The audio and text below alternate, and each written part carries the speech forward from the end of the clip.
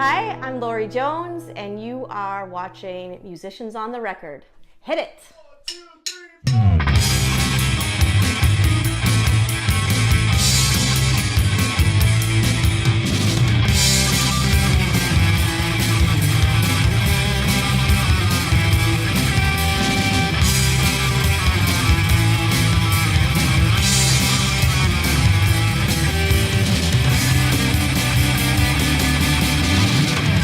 This is huge, musicians on the record. Bring it on. Now might be a great time actually to tell us about your guitars, please. You have some beautiful guitars. Oh, well, thank you. They're spread out, and there are guitars that aren't here that are actually at other people's houses, so I should take better inventory. But this guitar is a new, I would say it's a new family member. Yes, and so this is a Taylor. It's beautiful. It is beautiful, and I have to say, this Taylor picked me. I didn't pick it, and it was an accident that it happened, and that's how sometimes it does. Right. Just felt like playing a Taylor one day, and then the Taylor came home. Wow. But I love it, I really do. And so I was in really like, what would you call it? I was ready to get a new guitar. Yeah. I was ready. So yeah, this is the Ibanez, which I had for a very long time. And I have to tell you a little story about this one. Please. So I was living in the Bar Harbor area, so Ellsworth Bar Harbor area, several years ago, and it was right around the same time I had a CD out called Better Days. And I had been thinking about a new guitar, and this beautiful guitar was just looking at me every time I went into this one particular music store, which was Mainly Music. It's a mom and pop store in Maine. Just, you know, you should go there. It's a great store. It's a great store. And this guitar kept looking at me, and this went on for a long time. And I just loved everything about it. I like that it's light, it's narrow, and like I'm not a really big person, so I don't want to play a heavy guitar. Sure. And so when I would take it down and play it, when they were kind enough to take it down and say, "Here, Laurie, you can play this," it just fit me. And so one day I went in, and Chris, who's the owner of the store, said, "When are you going to buy that guitar?" Right. So I said, "Today." Right. So I got it. So I got this guitar. And so I recorded the third CD, which is called Laurie Jones, I recorded with this guitar. I also have an Ovation that I recorded Better Days with.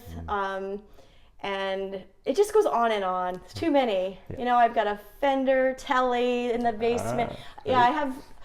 Here's the thing. I told you I'm not a guitarist. Well, yeah. But I have a lot of guitars. Yes. Okay? Yeah. And my son has some of my guitars. My very first guitar is a Harmony. My first acoustic guitar is a Harmony. And my gosh, it's probably 30 years old. And that's at a friend of mine's in Virginia. Wow. She's learning. Yes. So she has that. So, That's one more that I'm very excited about. You see, I get excited. Yes. I have a little travel Martin Beauty. Yeah. Love it. Yeah. It's small. I could almost play it like every day. Really? It's great. So it's a good little travel companion. Yes. So if you're a songwriter, get yourself a little travel guitar. And you can take it on a plane with you, you can take it anywhere, and then when you have the feeling, you'll have something. Right. So two things for traveling and songwriting. Have your little travel guitar and have cue cards. Okay. So when you see something bizarre, you write it down, or if you have a dream, you can write it down. Right. So, yeah, I have no drums. No drums. I have no drums, but We'll let that go. Yeah. But there are a lot of guitars in this house. Yeah. More than really deserved. That's really great. Yeah. And are you self-taught, or with the guitar lessons that you had, do you recall that, or at this point it's sort of your own process? It's me, because everything I learned in my guitar lessons, that was more picking than chords. Yeah. So I'm self-taught. Yeah. Yeah. It's a wonderful thing. You know, obviously it's at some level all self-taught, because we can sit with somebody for a half hour or an hour a week, but then we still have to be the ones to practice and have that discipline, yeah. right? But I, you know, of course I learned things in guitar lessons, but as we talked about before, I wasn't a great student. Mm-hmm. I wanted to learn how to play something that I could sing along to. Yeah. And so what happened was I found an Eagles easy guitar book, and there it happened. Yeah. That's when it happened. Yeah. It's peaceful, easy feeling. Right, right. First song I ever learned to play right? and That's sing fantastic. to. I Love mean, it. there it is. Yeah. What a great song, It's right? 3 chords, Yeah. and that's when I realized, like, this is not going to be too difficult. I could write 3-chord songs. I could do this, right? Sure, Yeah. rock and roll. Right. Yeah. Can we talk a little bit about your process of playing live versus recording in the studio like you have been? What's your mindset? How do you prepare differently? Recording is hard. It's really hard work. It's always hard. And maybe that's why I waited so long to record this last one. Okay. It's very technical. You know, I'm one of these people, I don't read the manuals. I just, you know, pick up something and I try to figure it out.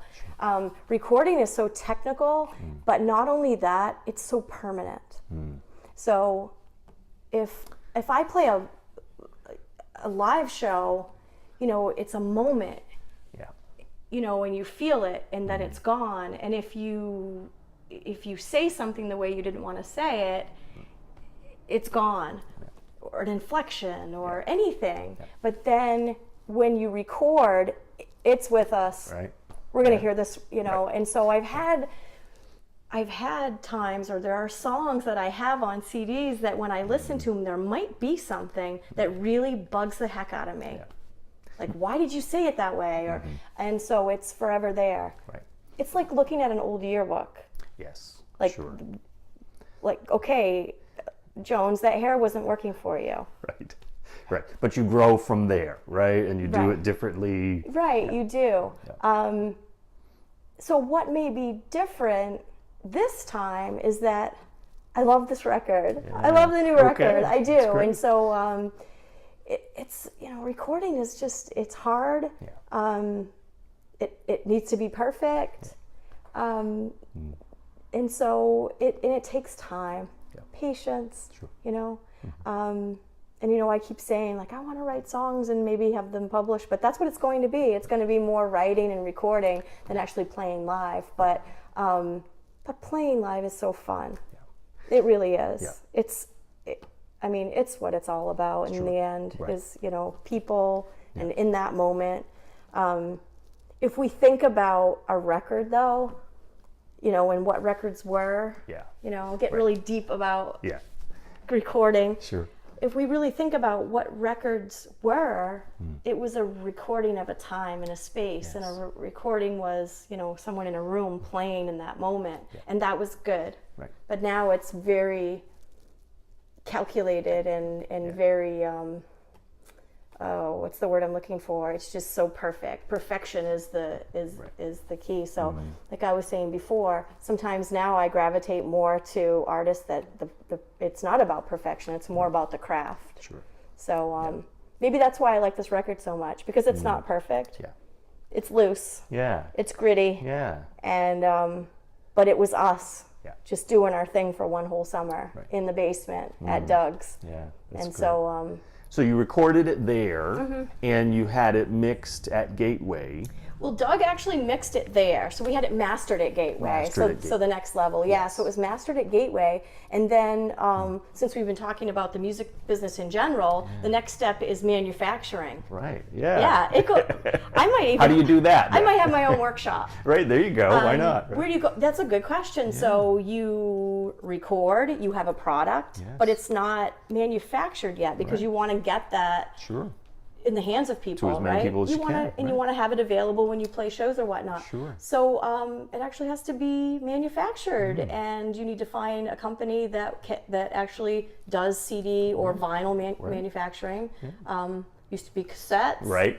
8 tracks. 8 tracks, you name it.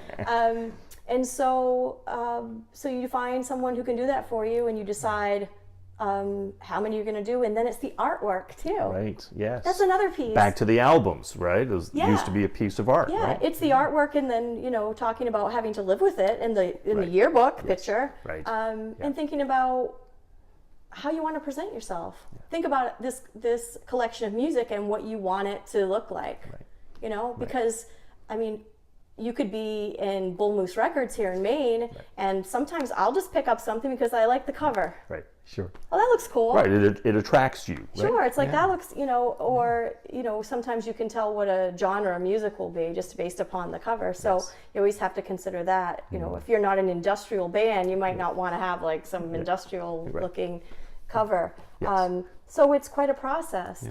Now for us, we kept the main thing going, and we had the CD manufactured locally at Crooked Cove. Crooked Cove. Love Crooked it. Cove, That's yeah. great. And so it was like all Maine made. And so. they press the CDs, the vinyl, all of that? Yeah, they do. Wonderful. Yeah, they're great, actually. And so for people who want your music, Laurie, they can find that where? Well, here's another good thing. So nowadays, we were just talking about how you don't need a label to distribute your music, because here we just talked about you have a CD, you have a product, and you're going to have it manufactured. So what are you going to do with this? Well, it needs to be distributed, just like that product, whether it was this or whether it was a CD.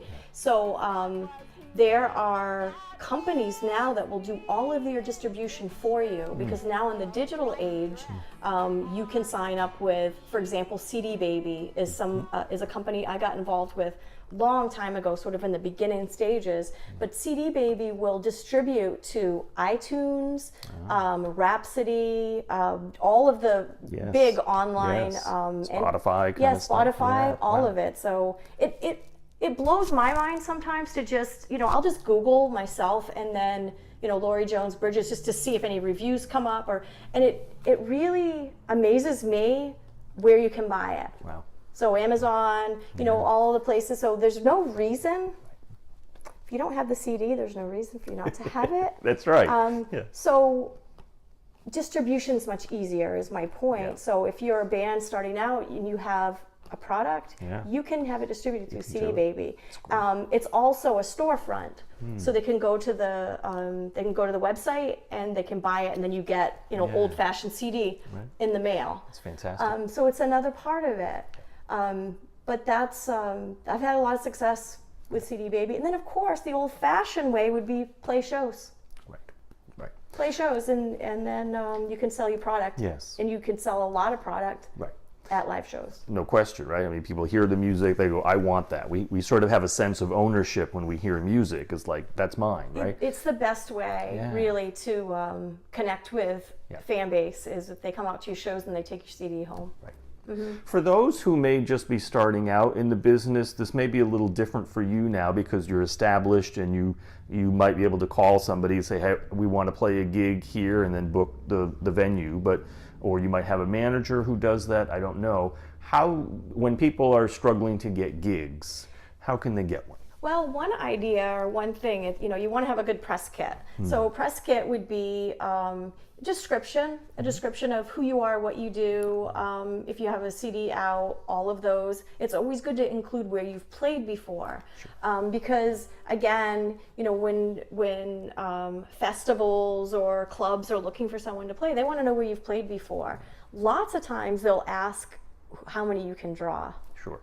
And I mean, again, it goes back to our conversation about you go to one place and you have a full room, and then you go and there's two people. Right. I have this is a true story. I have played in New York City. I think there were 3 people in the room. Yeah. After maybe playing a festival somewhere else, and it was fantastic. Amazing. And then you go to New York City, and I played Sidewalk Cafe, and I think there were 3 people in the audience. Wow. But they were a great 3 people. Great audience. They were very kind and they clapped really loud. Excellent. And I think I told them they all would have to buy like 6 CDs each in order for me to recover my losses. That's right. So, telling a venue, what you may have for a fan base is part of it. Sure. There are some great resources out there. One of them is Sonic Bids, where you can create your it's called an EPK, Electronic Press Kit, and all the information's on there. That's great. Including tracks. Interesting. what you sound like. Even has a stage plot. Wow. Yeah. That's great. So I've gotten a lot of gigs through them, through Okay. Sonic Bids in the past. Sonic Bids. A lot of good gigs too. But I would say in my case, I took a break for a long time. Sure. So you have to come back and you have to tell people you're back. Right. So there's a lot of networking that happens, right? Yeah. Yeah. There are songwriter circles, join some organizations. Back when I was in DC for a while, I joined an organization called SAW, which is the Songwriting Association of Washington. What a great way to meet Yes, people. yes. And I'm also part of the Maine Songwriters Association. So everywhere you go, there's a group of people who want to be around like people. So that's an idea as well. It's wonderful. Yeah. Yeah. It goes on and on. Yes, it does. Yeah. But I think the networking piece is really powerful if you're wanting to grow your music, right? Yeah. Yeah. And you could meet other musicians who might have the same vision as you, and and people tend to help each other. Yeah. You've told us a little bit about some possible goals of where you'd like your music to be. Where do you see your music going from here? Where would you like it to Where go? would I like it to go? Yeah. What I would like to happen is I would like to keep writing songs. So like we said before, I'm so grateful every time a song is finished. I just say, all right, thank you God. Like we got another one. I because I don't take that process lightly at all. Yeah. You can't. Yeah. And so to look back and think, all those songs, off all these records, they're my songs. And it really surprises me. But I want it to continue. And so what I would like to do, I would like to get more in the publishing side of things. And I'd like to write songs. And, I've been doing this for a long time. I would like to, I'd like to probably go on the road less and be playing and writing songs. Yeah, because when I think back at the process, and I said before, I love playing live shows. I love that. I mean, it's great to a degree. Yeah. I don't want to go on, a worldwide tour, and That's hard sometimes, right? Touring. yeah. I mean, if Bono called us right now, Well, sure. I mean, take the call. I'll go. It sounds good. I'll be the backup singer for Right, all. right. But I say that, but there would be a part where I would say, I don't want to do this. Right. I like sleeping in my own bed. Sure. I like my home. I want to write songs. So how I think about it now, as far as my goals go, as long as the songs come, they'll find a way. Right. There'll be a way. Sounds like they always do, right? Even when I don't expect it. Right. Even when I don't expect it. When I'm not sure, is this the song, or is this just me thinking this is a song, and then it's a song. It's a song, and I get excited. Yeah. Yeah. How do you know when a song is finished? That's a good question. That's a great question, because we have to know. When is it done? Yeah. Or else you could just go back and keep editing and editing and editing. Look, I took a really good lesson from the Beatles. I keep it to the point. Yep. I do. Yep. I'm not a jam band type of person. We are, I have something to say and I make a point and then I get out. And it was the same way recording. Yeah. I remember so many times Doug even saying that, like, wow, you just like the song is in and out, and that's how I learned. Yeah. I learned from the Beatles. Right. Yeah. Like a 3-minute single. Right. Exactly. Yeah. Yeah. I mean, Allman Brothers are great, but you're not going on the jam for 20 minutes, right? And we never do. Yeah. Yeah. And I'm sorry, but I wouldn't be able to. Yeah. Yeah. Right. I wouldn't be able to. I wouldn't have the attention span. Right. It can meander, right? But that's a great question, and I think it's a good point that when you're recording, that it is so permanent, and you may want to spend too much time on it, and there's going to come a time where you just have to let it go. Yeah. Yeah. You have to say this song is done, and move on. Because we have deadlines and we need to we need to wrap things up. Studio's time is expensive. Right. Yes. Exactly. But I love that question. I hope you ask more people that. Okay. Thank you. And I want to know what they say. Yeah. Right. Exactly. Yeah. Because I just had that vision of just like writing a book or a paper or even editing a video. I can just keep going and oh no, I want to correct this or change that. But there has to be a time when you say, this is good and it's good enough. Yeah. Right? I would say in the studio it's done because it's permanent, but as far as writing, it's instant and automatic. Yeah. Yeah. It's instant and automatic. Yeah, It's great. just sort of like, Yeah. you know, I wrote a new song today, Right. you know, and it happened like that. Like, you did what? I wrote a new song today. It's done. It's amazing. Yeah. Yeah. So sometimes it just flows. It's done. Yeah, Yeah. that's It's just it comes and then it's that's the song, and it always feels like the best one Sure. because it's fresh and it's new. Yeah. And I don't know how many times maybe my family members have heard, I think I just wrote the best song I've ever written. Right. Well, isn't that great though that you say that every time because you want that feeling, right? I Yeah. just wrote the best song until the next time, right? Yeah. And it's not that I think I wrote the best song Yeah. ever written. Right. But it's the best song I've written, Yes, you know, yes. and it's because it's part of your craft, and you always Sure. want to do a little Of better. course. But that's how it always feels, and it could be because I'm just so sick of playing the others. Right. Yeah. Yeah, you need some fresh music, Right. right? Mm-hmm. Yeah. Exactly. A couple more questions, Laurie. Then, as far as playing live, whether to 3 people or a festival of people, any kind of nerves or stage fright or stress that you deal with, and if so, how do you deal with that? I think it's almost more stressful to play for less. Sure. And because it can be disappointing, especially if you've traveled really far. But there's always, there's always a little bit of nervousness, like a healthy, good nervousness. Again, if there's a degree where it doesn't feel healthy, then it's not playing anymore. Which has happened in the past before. But when you have a good crowd, you can feel their energy, and then it's gone. But I think that the level of nervousness I feel is like a good nervousness. Yeah. Helps you know you're alive. It helps me know I'm alive, and it's important. It's always important to me that if people are going to come out to a show, I want them to leave feeling a little different than when they got there. Like and I always think more about, probably more than being nervous, I anticipate what they're expecting and will I deliver. It's that type of nervousness.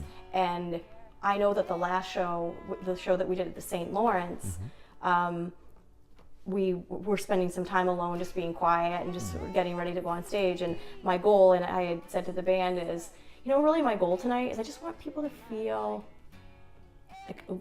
like uplifted before they leave.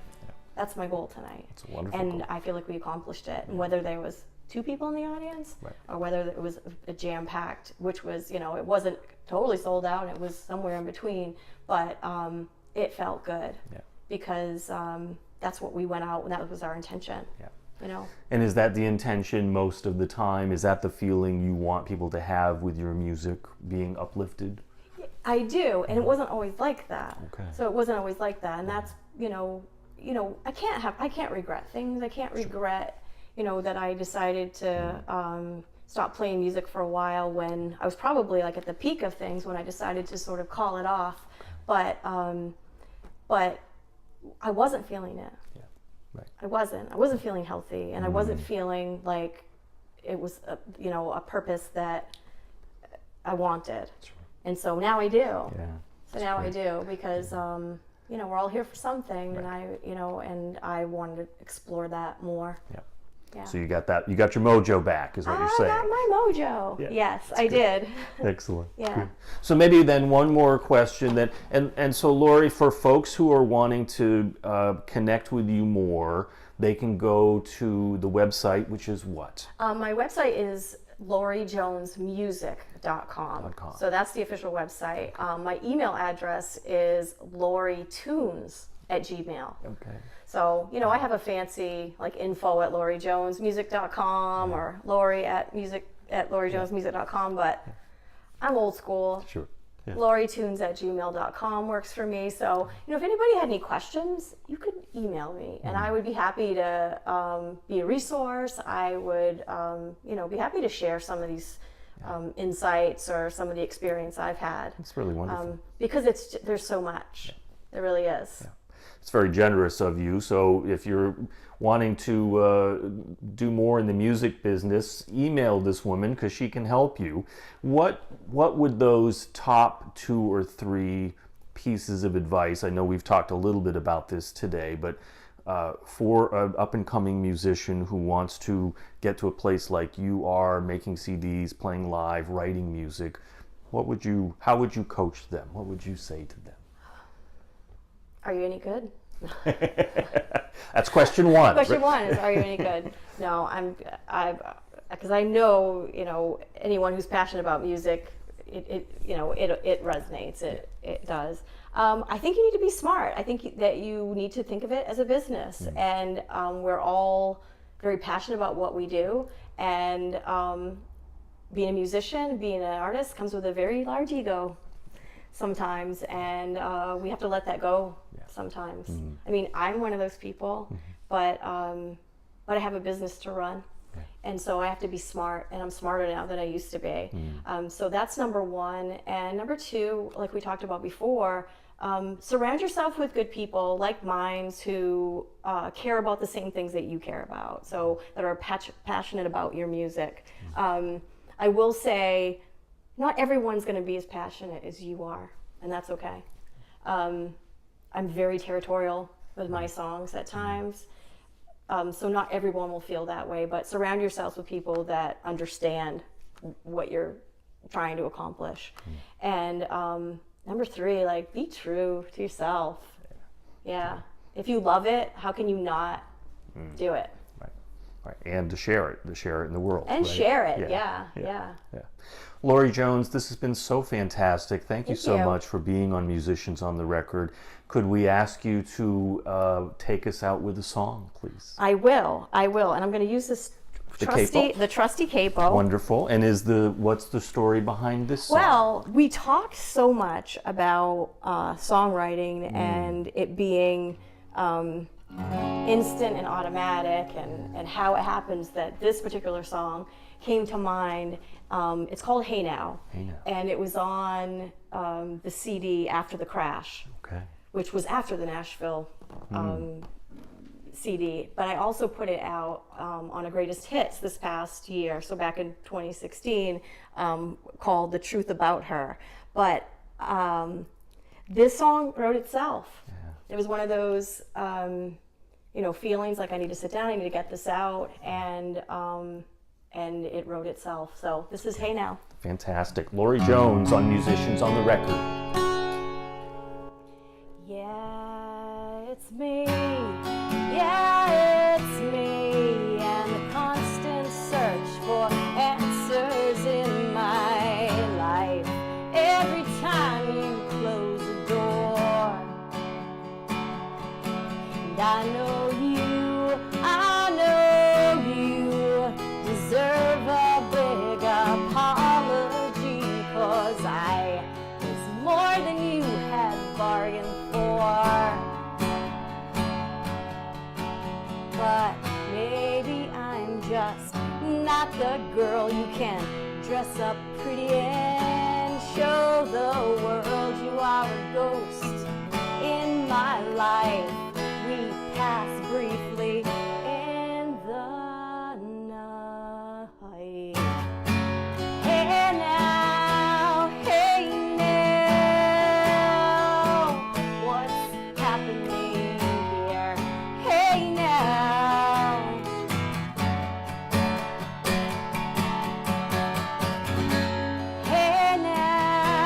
Hey now, what's happening here?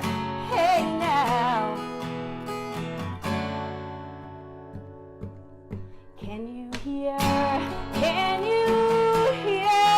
the breaking of a heart against the wind, or expectations as they fall? 'Cause that was me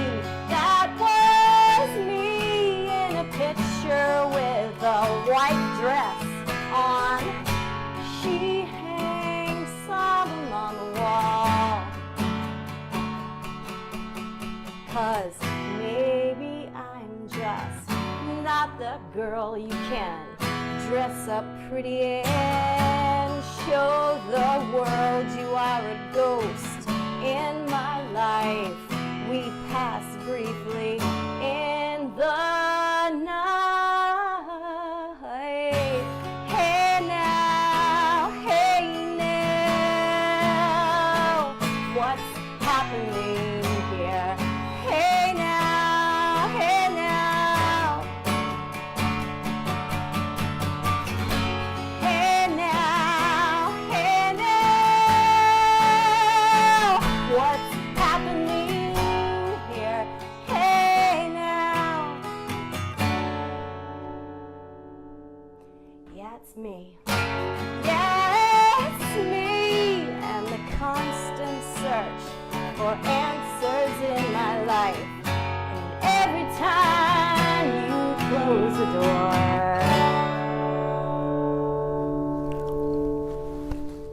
That's Hey Now.